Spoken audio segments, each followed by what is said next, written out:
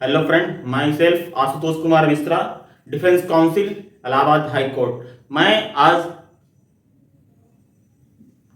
CrPC section 436 bell के provision पे चर्चा करेंगे।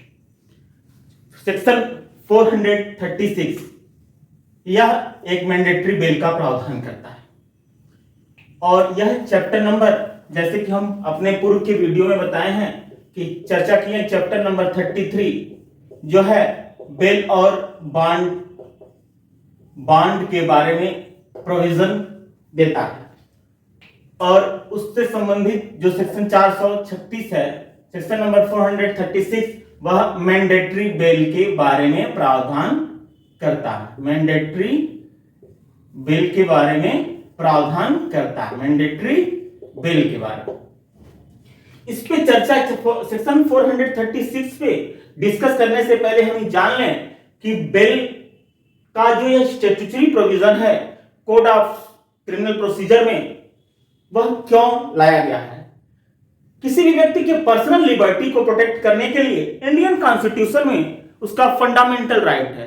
भारतीय संविधान का अनुच्छेद 21 यह उसके मूल अधिकारों को प्रत्याभूत करता है और प्रत्येक व्यक्ति का यह अधिकार है कि वह स्वतंत्र विचरण करे, उसका स्वतंत्रता बाधित न हो, उसको बिना विधिक साधनों द्वारा उसके पर्सनल लिबर्टी को डिप्राइव न किया जाए। इसी को प्रोटेक्ट करने के लिए ही कोड ऑफ क्रिमिनल प्रोसीजर 1973 में बेल एंड बॉन्ड का प्रोसीजर दिया गया है।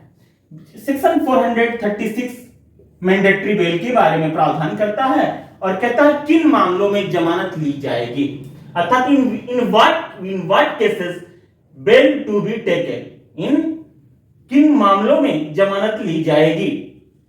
अब प्रश्न यह उठता है कि यह एक मैंडेटरी बेल है, अर्थात बेलेबल ऑफेंस है और बेलेबल ऑफेंस में एक्यूज्ड का bail is a matter of right create हो जाता है। क्या हो जाता है? बेल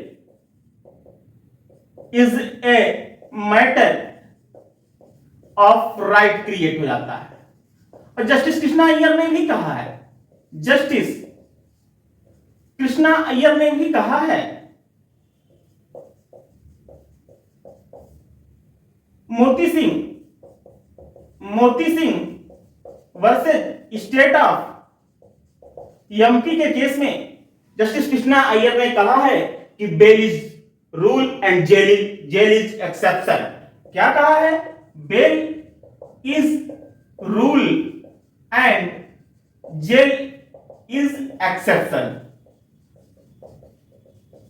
अर्थात जमानत एक नियम है और जेल एक अपवाद। इसी को प्रवर्तित करने के लिए सेक्शन 436 एक मैंडेटरी बेल का प्रावधान करता है। कब सेक्शन 436 सेक्शन 436 एक्सरसाइज होता है जब किसी व्यक्ति को अरेस्ट कर लिया जाता है, डिटेन कर लिया जाता है। कब? बिना वारंट के किसी पुलिस ऑफिसर द्वारा किसी व्यक्ति को अरेस्ट कर लिया जाता है, डिटेन कर लिया जाता है, या उसको न्यायालय में लाया जाता है, या वो न्यायालय में उपस्थित होता है। इन जनरल लैंग्वेज न्यायालय में सरेंडर करता है। जब वो न्यायालय में लाया जाता है तो पुलिस अधिकारी या न्यायालय उसको यह सूचना देता है कि आपने बेलेबल ऑफेंस किया है और जमानत प्राप्त करने का आपका अधिकार है, और कहता है आप जमानत लेके आइए और बेल ग्रांट कर दिया जाएगा, अर्थात बेल प्राप्त करने का इसमें उसको अधिकार क्रिएट हो जाता है।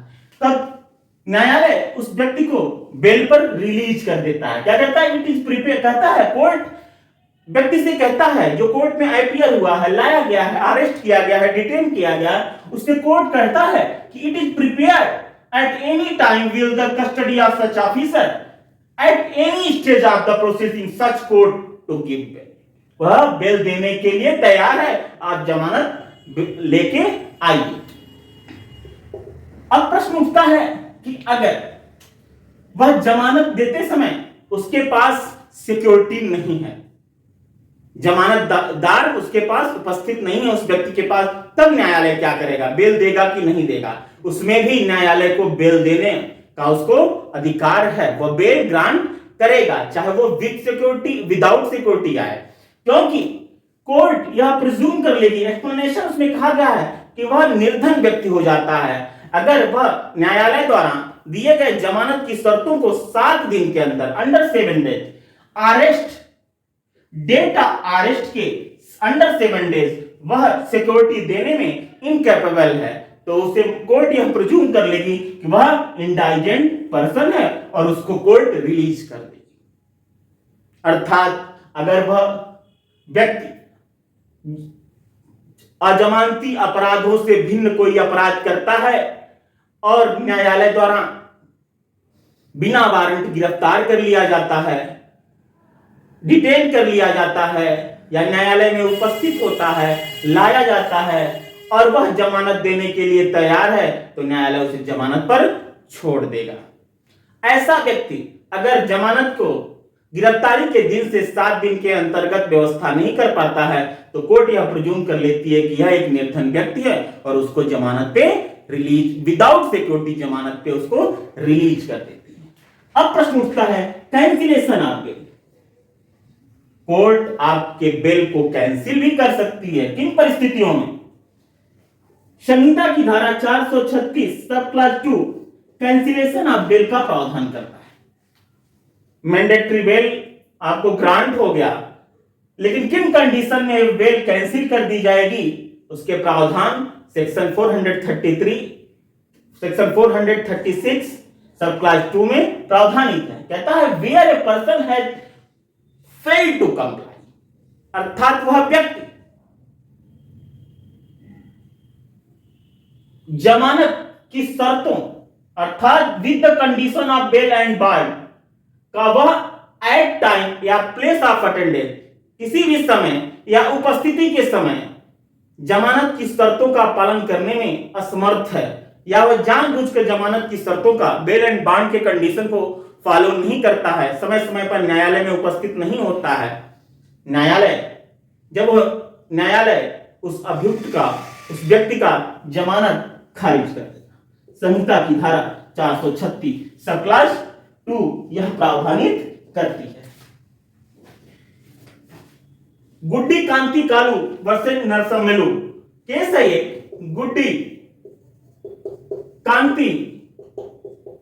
गुड्डी कांति नरसिम्हलू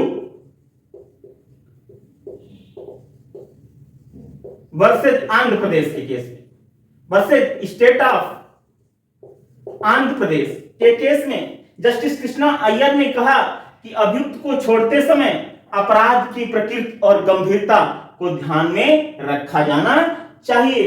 वहीं रसिकलाल वर्सेस किशोर, रसिकलाल वर्सेस किशोर के केस में सुप्रीम कोर्ट ने यह गाइडलाइन दी कि जमानत का अधिकार जो होता है अकॉर्डिंग टू 436 जो बेल का राइट है वह एक अजीज अधिकार है और वह एक आज्ञापक अधिकार है। न्यायालय या पुलिस अधिकारी को उसमें बेल देने का उसमें अधिकार है, क्योंकि इसमें सेल शब्द का यूज हुआ है, shall be release, such person shall be release on bail, अर्थात न्यायालय या पुलिस अधिकारी जमानत देने के लिए बाध्य है। Lal Kamalendra Pratap Singh versus state of UP, Lal Kamalendra Pratap Singh versus state of UP. इस केस में सुप्रीम कोर्ट ने कहा कि न्यायालय को जमानत देते समय अपराध की प्रकृति और गंभीरता का भाव बोध होना चाहिए और अभियुक्त को जमानत की शर्तों का पालन करना चाहिए। आगे हम नेक्स्ट वीडियो में सेक्शन 437 नॉन बेलेबल ऑफेंस में बेल कैसे ग्रांट की जाएगी उस पर चर्चा करेंगे। थैंक यू, धन्यवाद।